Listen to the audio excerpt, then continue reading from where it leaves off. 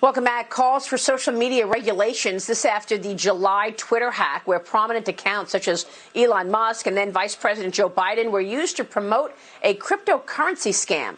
The New York Department of Financial Services releasing a report recommending increased regulations for social media giants. This is separate and apart from what we learned yesterday, where social media was trying to stop the dissemination of the reports on Hunter Biden. Joining me right now is cybersecurity expert and attorney Leeza Garber. Leeza, great to see you.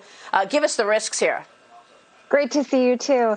And this actually does tie into the other story, unfortunately, because it's all about what these social media giants are doing to protect their users. And so when we talk about the New York State Department of Finance investigation in terms of the July Twitter hack, which was when we saw all these major celebrities offering to double people's cryptocurrency amounts. If they submitted a certain amount, they would get it back double or triple.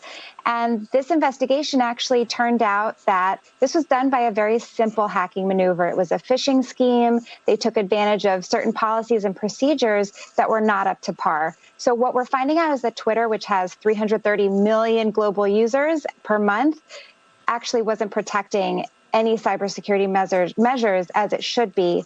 And that follows along the tails of what are these social media giants doing in terms of protecting their users and what they can see in their feeds.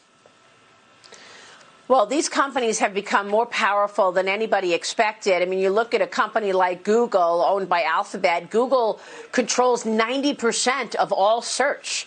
They're dominant in market share for search. You've got Twitter also dominant, as well as Facebook in some corners. So are we going to see this liability protection taken away? Are we going to see, do you think, legislation that enables people to start suing these companies because that's where they are protected under the Section 230? Exactly. Section 230 really is the federal law. It's from the 90s. It says there's a shield up against suing these platforms, Facebook, Twitter, Google. And the problem is that, sorry, I have music in my ear right now.